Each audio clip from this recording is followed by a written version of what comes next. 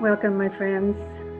For those of you that are just joining us, and for those that I've spoken to a few minutes ago, I'm so happy that all of you are here tonight. I know that this is a big weekend, and like I was saying before, it's not that we're going to be going anywhere, but nevertheless, it is a big weekend. And so I appreciate the fact that you took this time for yourself. I just want to acknowledge the fact that, these are difficult times. There's a lot of struggling going on. Everybody is living, I think, with a certain degree of fear and anxiety and uncertainty. So I'm grateful that you would take care of yourself in this way, to come together and just sit in the silence for an hour and, yes, learn some things, but also my hope is that you will use this group as a support for yourself. My hope for you is that you are all well and safe and taking good care of yourself. And this is a time when we really need to be gentle with ourselves. I know that it's so easy when we're sequestered like this to maybe judge ourselves and be harsh with ourselves, like I should be doing this or I should be doing that, or I don't have any energy and why can't I be more energetic, whatever it is. I just hope you'll keep remembering that these are extraordinary times. We've never gone through anything like this before, ever. So it just calls for us to be really, really gentle with ourselves and try to turn off that voice in the head that says we're doing something wrong or we're not okay. So I'm hoping that this meeting tonight will help ground you and center you, and perhaps you'll be able to leave feeling a stronger sense of connection and maybe even a degree of peace if you've been not able to access that. The group is here to support you. When we come together like we do with a united intention to be open and receptive to these beautiful energies, we really create a strong vibration, and that vibration unites us. We become a real solid field of love and gentleness and calmness. So when you're feeling discouraged or down or whatever, you can come back to this group and just sort of sink into that feeling of how the group can support you and hold you during this time. So I hope you'll use us in that way. It's one of the reasons why I think it's important for us to meet in community like this, so that we can really tap into the support that's there for each of us. So, as those of you who've been to my home know, I always like to start with smudging. And even though the sage can't yet permeate computers, I like the ritual of it. So I'm going to start that way.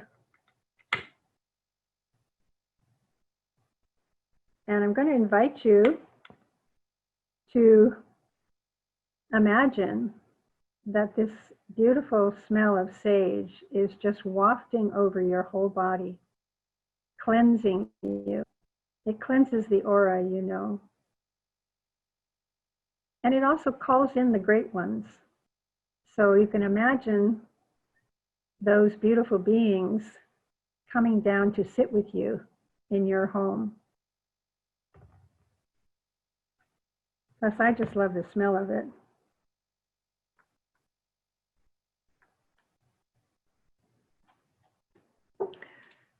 And we're going to light a candle tonight. And I'm lighting this in honor of a concept that I call, actually David Spangler started this phrase, fiery hope.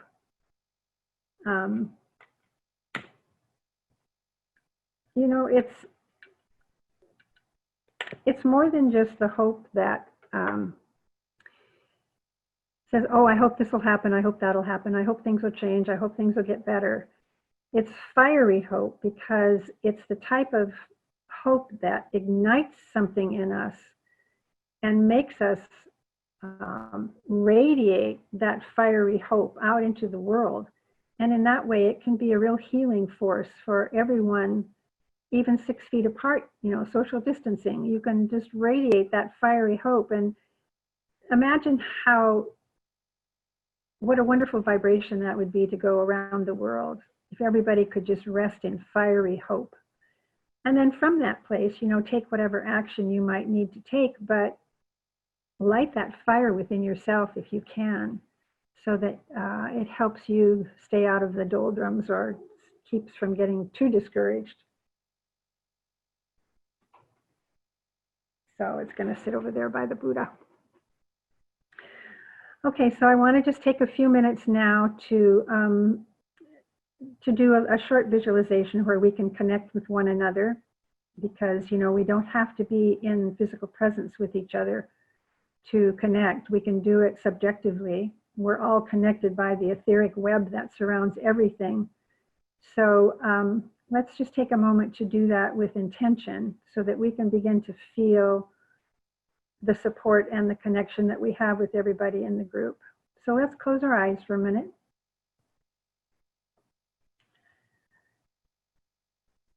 And just imagine all of us sitting in a circle.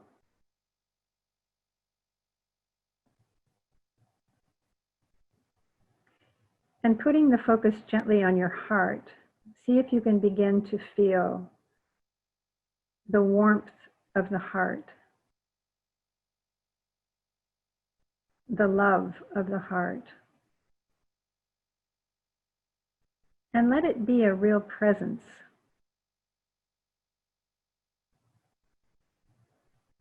See how much of it you can hold.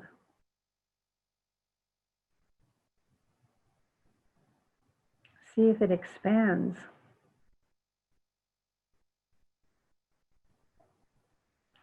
And then taking that love from your heart and sending it subjectively to each person in our group tonight. Connecting with each person heart to heart. Even though you may not see them, you don't know them, it doesn't matter. You just hold the intention to connect heart to heart. It will happen.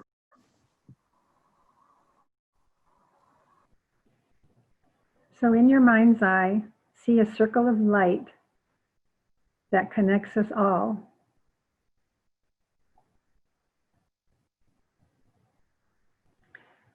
And then gently put your focus on the light of the soul above the head. I visualize it as a ball of light.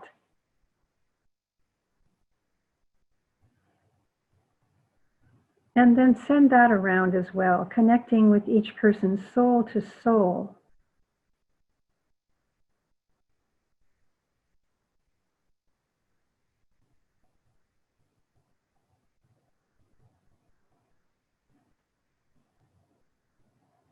And see in your mind's eye now our circle encompassed with 2 circles of light, heart to heart, soul to soul.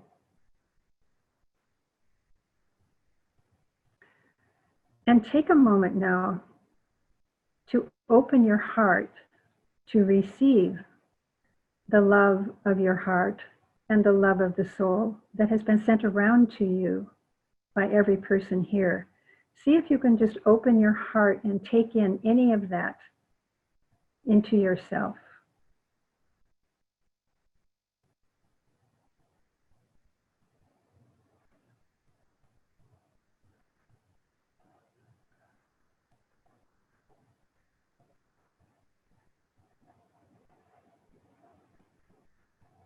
And I know that sometimes it's easier to take things in than at other times. Sometimes we're just more open and receptive. So I just invite you to not judge yourself if you're not able to take it in. If you just imagine it, but you don't feel it, it's okay.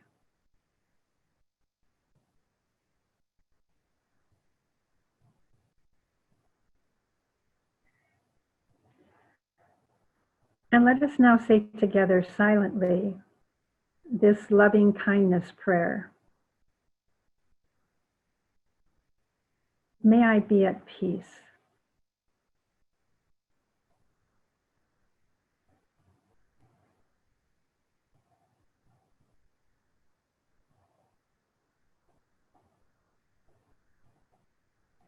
May I be free from suffering and the root causes of suffering.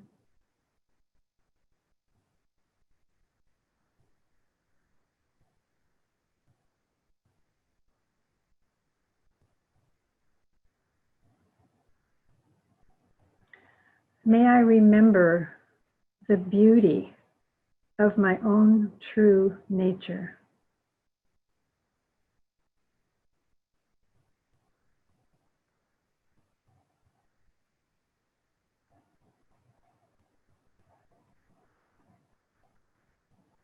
May I be healed.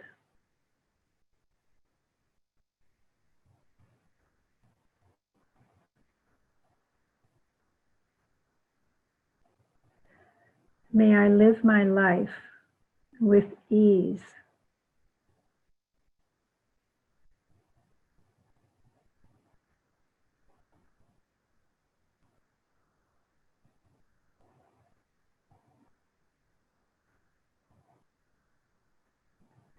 This is a wonderful prayer to use whenever you need to be reminded of the beauty that you are and the love that you are.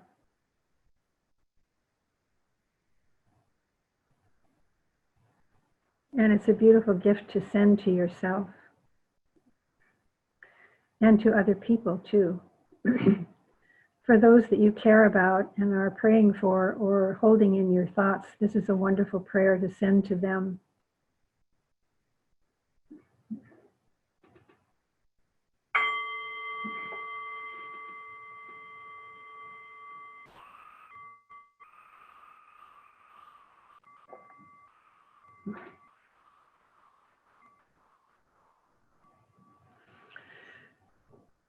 So, dear friends,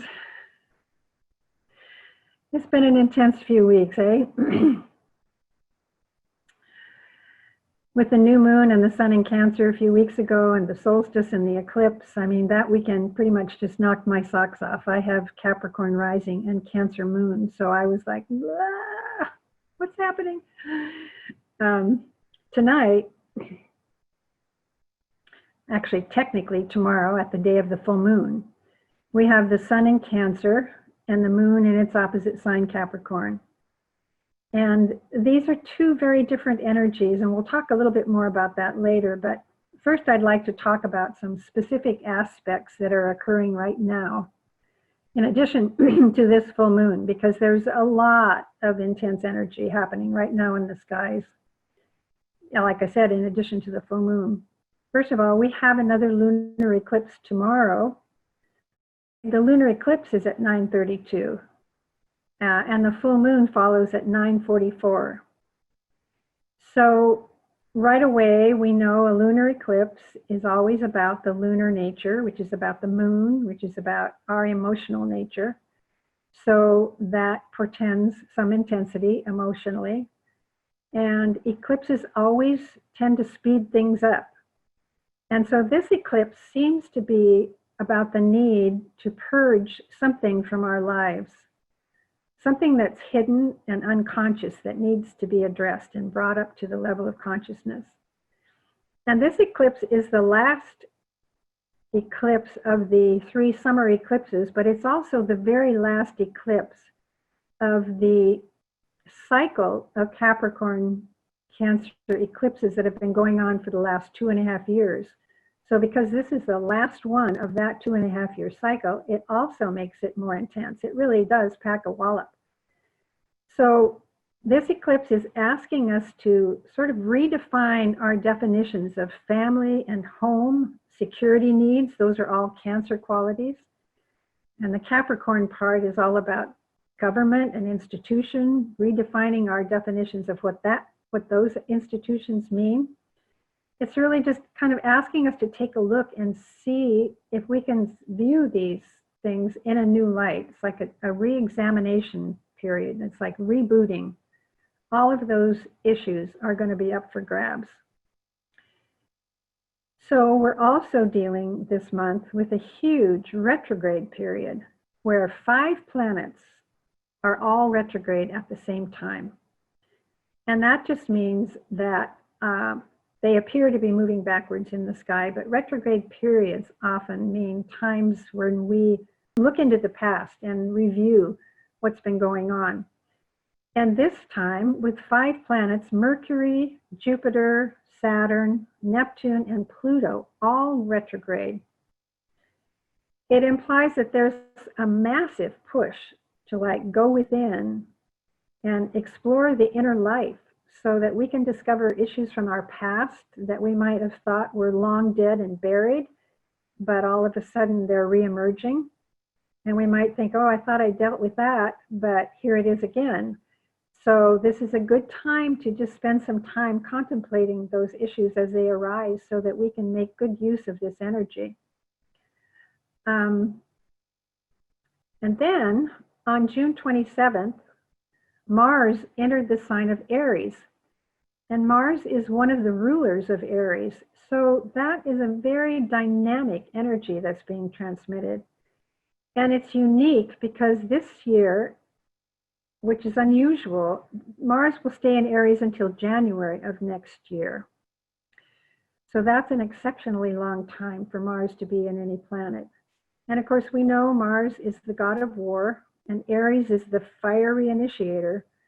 So we're going to have to really be careful this month about how we use these powerful energies so that they don't sort of derail us and cause us to act without thinking, because they're implosive energies. Mars just came out of the sign of Pisces, and that's a very different energy dynamic. You know, Mars in Pisces is sort of diffuse and ethereal, but in fiery Aries, there's almost an imperative to get going, to move, to do something, to take some action.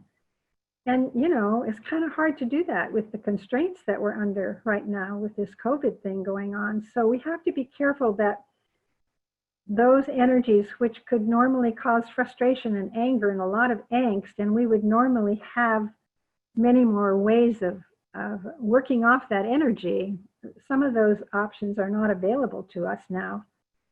So it really will behoove us to be very careful about our emotional reactions this month and try to channel that powerful dynamic energy, which can be just put into good use. You know, we can use it to try to make a better something rather than being used in a destructive way.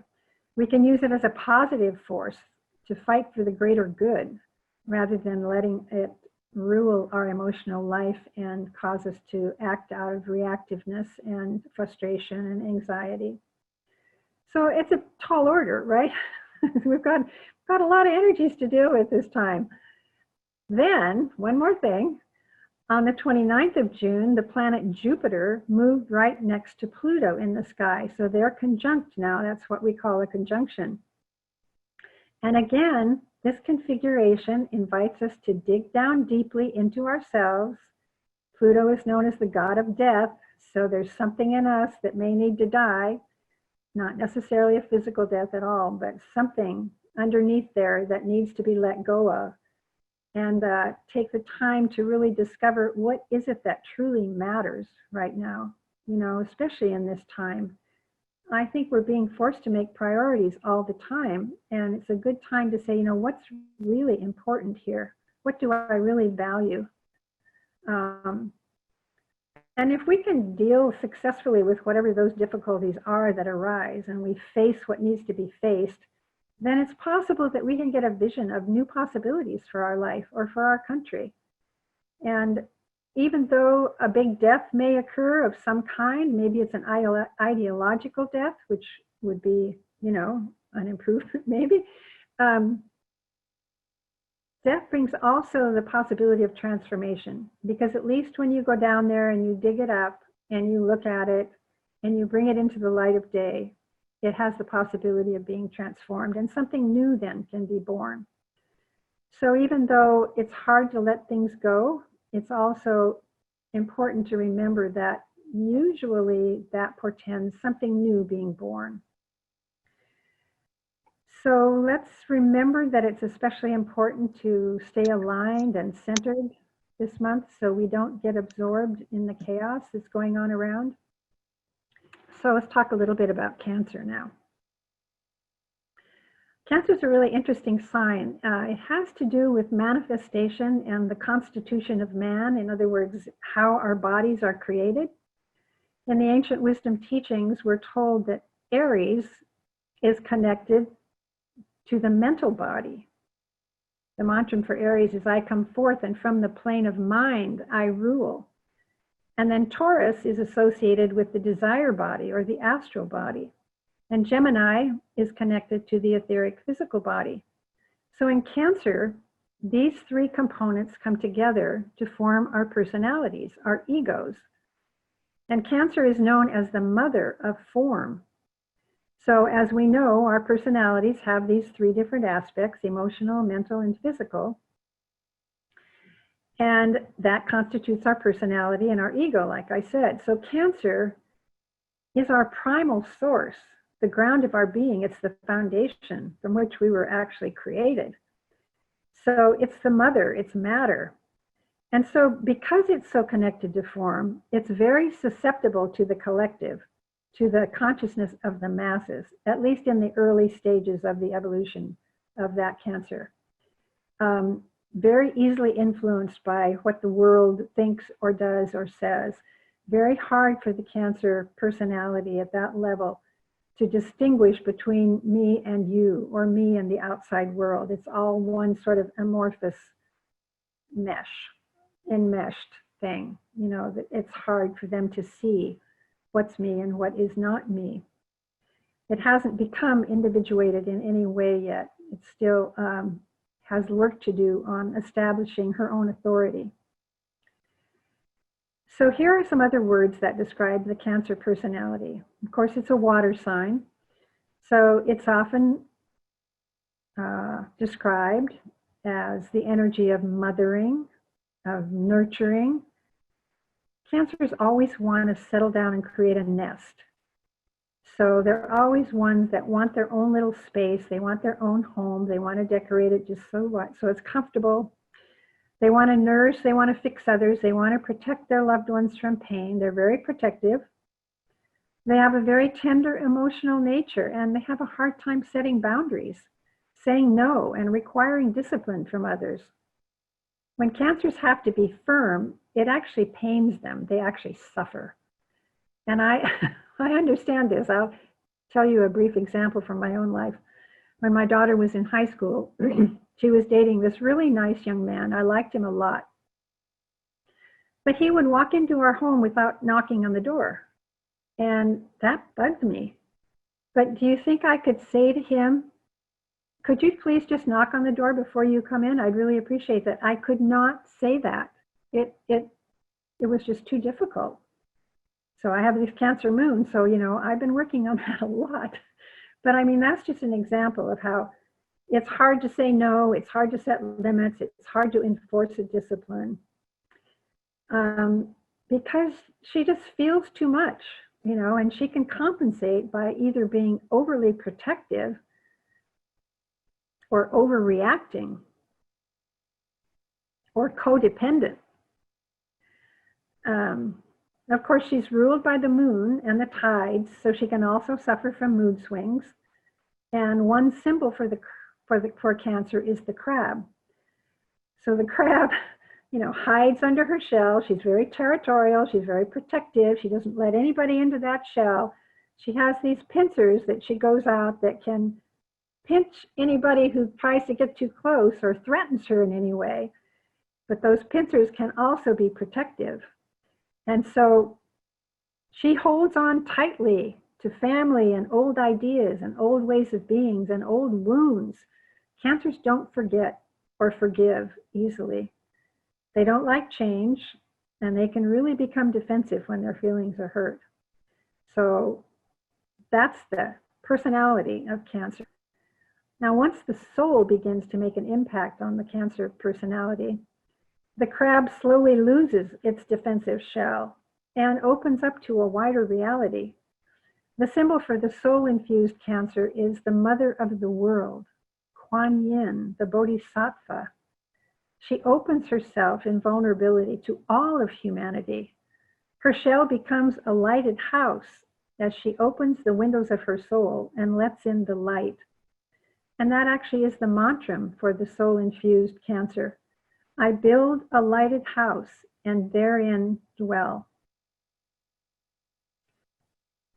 So now the world becomes her family and everyone becomes her child. And that's the sole purpose of the Cancer journey. Now there's lots of interpretations of this mantra, but since Cancer is known as the mother of form, let us think about it for a minute as our physical nature. Think for a minute about your own body. When you tune into your body, how much light do you sense is there? How much light do you sense you're holding in your body?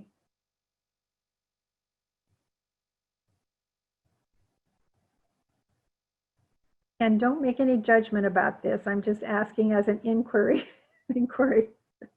Just let it be whatever it is. But what makes a lighted house? Well, it's the light of the soul that pours through our bodies. And we can invoke this. You know, if you feel like you don't have a lot of light in your body, then call it in, you know?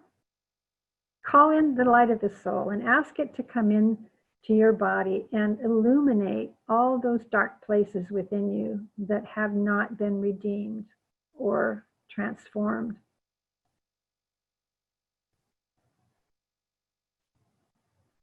So it's a good practice to ask ourselves, where are we fearful?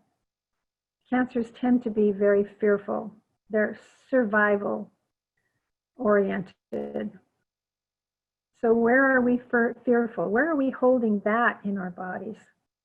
And can we bring the light of the soul into that part of our bodies to open it up and create a space for more light? Where are we stuck? Where are we filled with negativity and judgment? Those are the barriers to light. Negativity and judgment and, you know, thinking poorly of ourselves, those block the light. What are we avoiding? What are we neglecting? What are we pushing into the shadows that we just don't want to see? Those are the explorations that we're being asked to do this month. So as I said, Cancer is a sign that can accentuate fear, our survival instincts that are based on fear. So how do we shift those fearful attitudes and open up to the love and the nurturing and the abundance of the heart? Well, I think it's important to not push it away, to not repress it, but to just stay with the fear, stay with the darkness and not run away. When the light of the soul illuminates those dark places, we can see more clearly. We can observe things from a higher perspective. And if we become curious about our fear, then we can have a little distance from it and be a little more detached, and we can observe it and find out what it might have to teach us. Pema Chodron says this about fear, and I'm paraphrasing, but every human being feels fear. We just must accept it. And I would add to that, accepting it doesn't mean that we think it's okay or that we like it or that we don't want, you know, it's just not fighting the reality. If we're in fear, we're in fear. And so we might as well accept that that's where we are. It doesn't mean that we like it or that we don't want it to change, but we can accept where it is right then. And then she says, place the fearful mind in the cradle of loving kindness. I mean, do you love that? Think about placing that fear in the cradle of loving kindness, and it just softens everything. And it creates this more spaciousness and openness that brings in more light, that increases your lighted house. Alice Bailey, in the book Esoteric Astrology, says, quote, "If it is a lighted house, you will attract to it its light and warmth. You will attract to its light and warmth all who are around you, and the magnetic pull of your soul whose nature is light and love, will save many, end quote. So this lighted house that we are trying to dwell in can be a healing force in our world. So let's see what we can do to build it and make it lighter. All right, so let's talk for a few minutes about Cancer's opposite sign, Capricorn. Capricorn's an earth sign, so it's pragmatic, it's practical. It's a lot more detached emotionally than Cancer. So it's not the loving, nurturing energy that Cancer holds. There's a strong inner authority with Capricorn that doesn't listen much to the clamor of the masses. It doesn't care what anybody else thinks. It just trusts its own inner wisdom, and it stands in the world and it says, this is who I am. Capricorn represents conscious, autonomous individuality. And the evolved symbol for Capricorn is the mountaintop. He climbs fearlessly, steadfastly, step after step to reach the peak of spiritual enlightenment. So we always ask the question, how can these two energies work together? How can they be balanced? Because that's our challenge. With any opposition, you know, the sun is opposite the moon, Cancer is opposite Capricorn. How can we bring them into harmony with one another? Well, we have to call them in. You know, we have to invoke their energies, but Capricorn can be called in to provide the stability and the grounding that watery Cancer needs. You know, Cancer is just go with the flow, water, water. Capricorn says, wait, let's ground it in reality. Capricorn is firm and solid and stable, and it can anchor Cancer's fluid nature. When Cancer becomes fearful, which may be a lot of the time, she can call on Capricorn's strength. If she's awash in a sea of emotions, she can look to Capricorn's rational, objective energy to give her clarity. When Capricorn becomes rigid and detached from his heart, he can call on the warmth of Cancer to bathe him in unconditional love. So this full moon asks us to become aware of the balance between our outer life, which is symbolized by Capricorn, and our inner life, which is symbolized by Cancer. The Cancer personality wants to protect, to defend, to hold close that she cares about, but the soul is asking her to open up the doors and windows of her house and let the light in, inviting all of humanity into the radiant home within herself. So before we prepare for meditation, I'd like to read a poem that I just received today from my astrology teacher, Heidi Robbins. And I've read a lot of her poetry before, but this one I don't think I've ever read before. It's called I, You.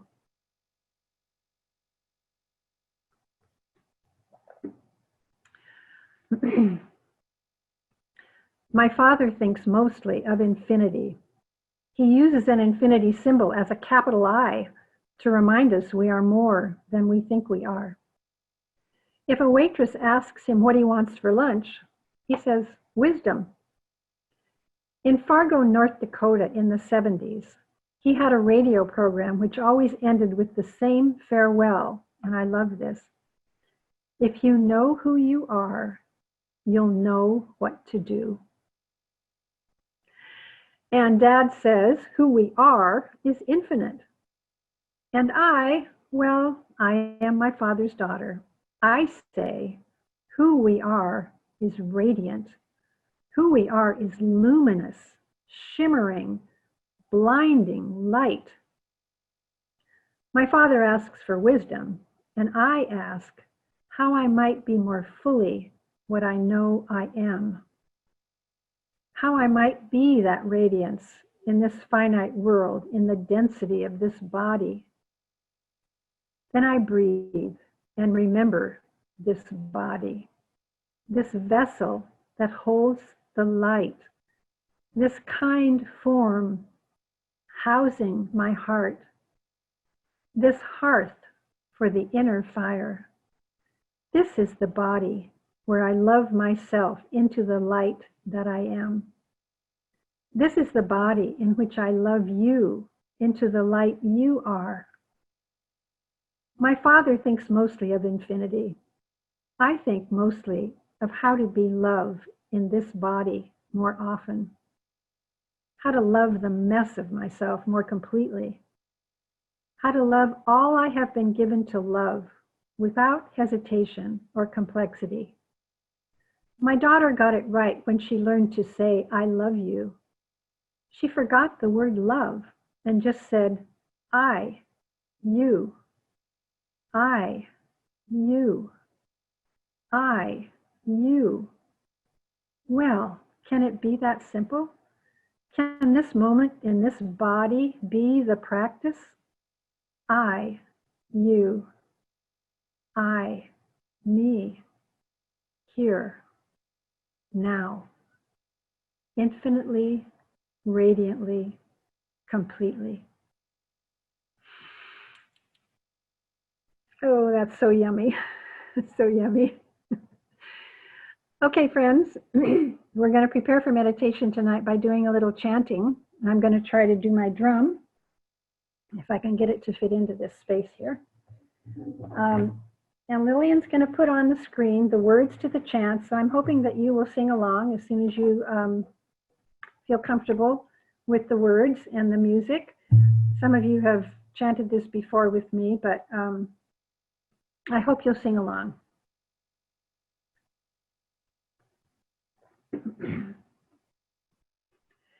We are opening up in sweet surrender to the luminous love light of the One. We are opening up in sweet surrender to the luminous love light of the One. We are opening. We are opening. We are opening. We are opening. We are opening up in sweet surrender to the luminous love light of the One. We are opening up in sweet surrender to the luminous love light of the One. We are opening.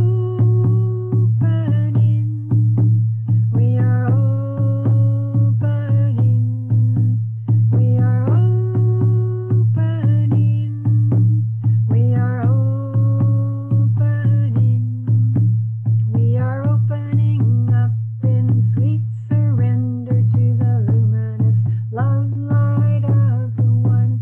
We are opening up in sweet surrender to the luminous love light of the One. We are opening. We are opening. We are opening. We are opening.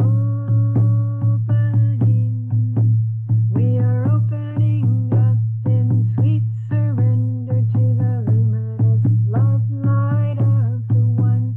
We are opening up in sweet surrender to the luminous love light of the One. We are opening. We are opening. We are opening.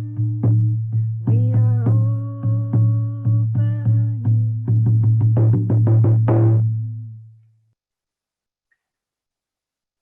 So let's let the words of that chant hold our intention for this meditation, that we're opening up in sweet surrender to the luminous love light of the One. So I love this image because it shows the light streaming down, and I can visualize that just going right into my heart, creating a lighted house within me.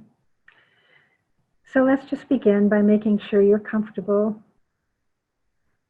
with your spine relatively erect, but without any undue tension or strain.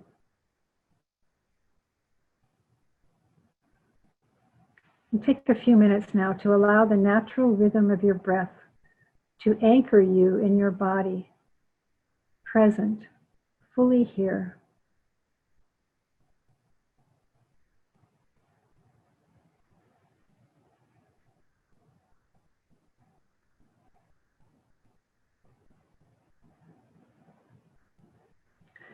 Perhaps take a moment now to invoke your allies in the unseen worlds. Ask for them to be present with you during this meditation.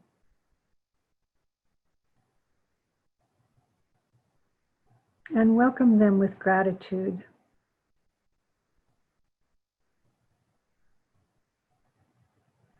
See if you can tune into that sacred feeling that arises when you pause, breathe, and imagine these guides and teachers and angels around you. See if you can sense their presence.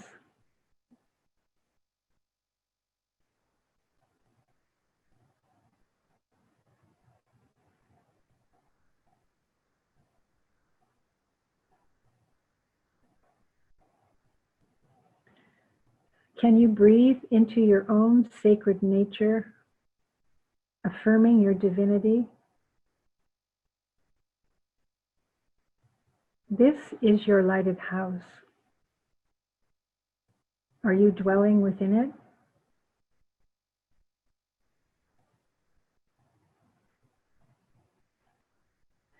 Let us call forth the energies of Cancer and ask that they pour down upon us.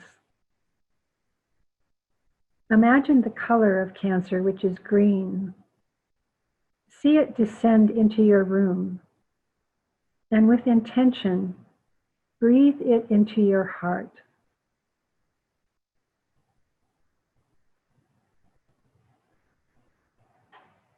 You are filling yourself with the nurturing, tender energy of this water sign, making a place for it within your lighted house.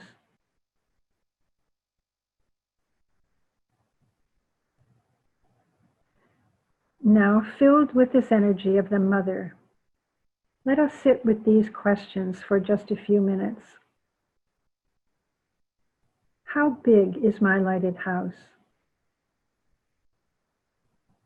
Can I invite all of humanity into my house, into my heart, to be fed and nurtured and loved?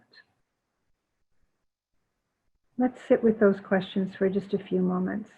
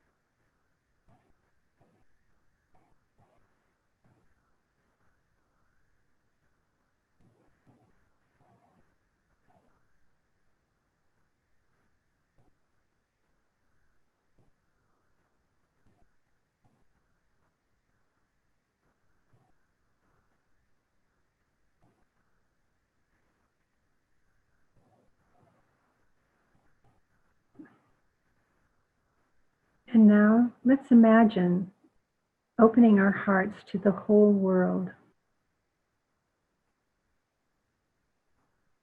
This light of the soul can dissolve all obstacles and transmute any hindrances and dispel any illusions. Can you welcome it into your life?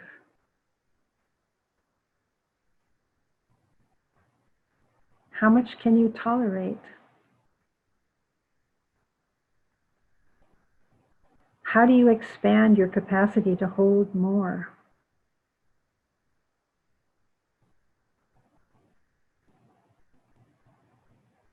Usually this light does not come as a blinding flash. It creeps in slowly, one ray at a time, until the body becomes a radiant expression of love.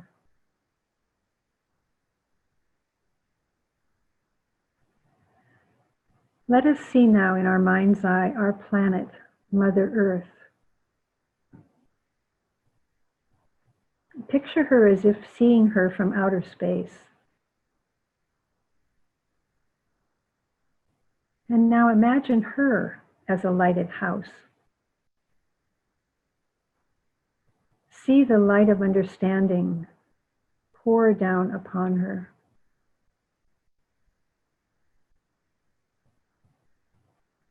See the light of goodwill pouring down upon her.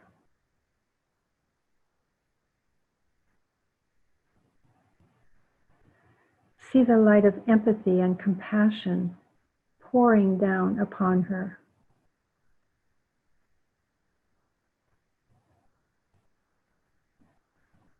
See the light of universal human rights pouring down upon her.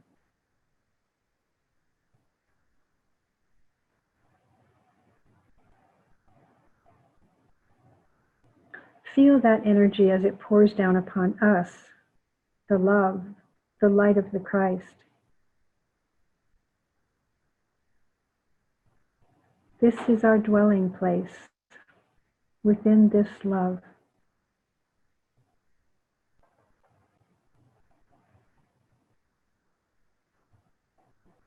Let this be our prayer for Cancer this month. May all beings be at peace.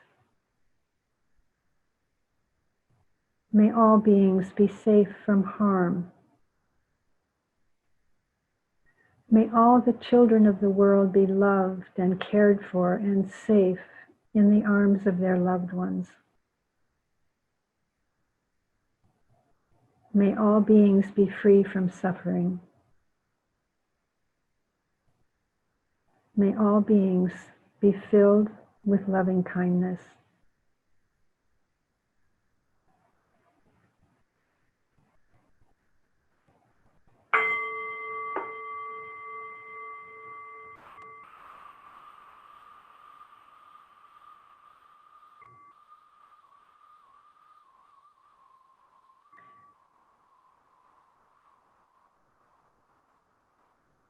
We will close now with the great invocation.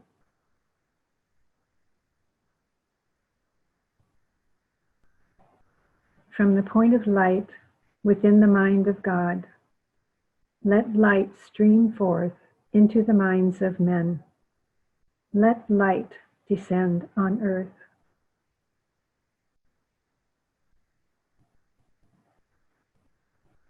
From the point of love within the heart of God, let love stream forth into the hearts of men. May Christ return to earth. From the center where the will of God is known, let purpose guide the little wills of men, the purpose which the masters know and serve. From the center which we call the race of men, let the plan of love and light work out, and may it seal the door where evil dwells. Let light and love and power restore the plan on earth. Om.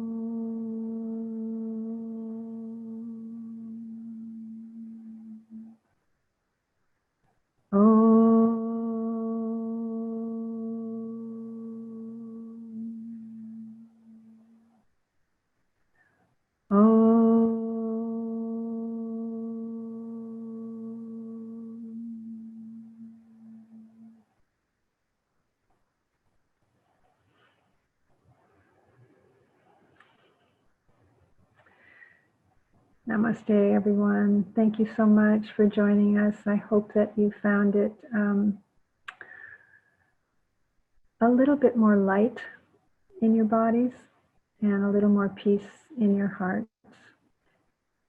So before we sign off, I'd like to remind you to please leave comments in the chat box so that I can get feedback from you about what worked for you, what didn't work for you. Last month, I neglected to read the chats before I signed off the meeting, so I didn't get to read any of your chats, so I don't know. I was mostly concerned about how you felt about having images on the screen instead of seeing my face the whole time. So I would appreciate any chats that you might leave, and I promise I will read them this time. Also, a reminder again that tomorrow at 9:32 p.m. is the moment of the eclipse, and then at 9:44 is the moment of the full moon. So today has been our day of preparation, and it's why I like to hold these ceremonies the day before the actual full moon, because we're told that if we take a day or two before the full moon to actually prepare ourselves, and by that we mean to raise our vibrations up to as high a point as we can, that then when those full moon energies descend tomorrow, they are much more likely to impress and impact our soul natures rather than our personalities and our egos. So when we come together in a meeting in a group like this and we hold the same intention, our vibrations are automatically connected and we raise them up. So that makes it easier for you to walk into tomorrow in a higher place of consciousness to receive these powerful energies. And tomorrow is called the Day of Contact because it's the day of the most intense downpouring of the Cancer Capricorn energies. And so we're asked to kind of safeguard those energies, to be very aware of how we use our energy tomorrow, so we don't waste it or dispel it or use it in ways that would be harmful. So to just walk through your day with a certain mindfulness that your body is filled with this lighted energy. You are a lighted house tomorrow, and you want to protect it and keep it safe. And so also tomorrow is the 4th of July. So I just hope that you all are safe and stay well and healthy. And by the way, the sun sign of the United States is Cancer. So all of these energies that we've been talking about tonight are going to impact our entire country. So yeah, let's be in prayer for our country this month. Okay, dear friends, it's just been lovely to share this night with you, and I so appreciate your commitment to coming every month and being here with us. And I just bless you all and wish lots of love and safety and good health for everyone. So see you next time.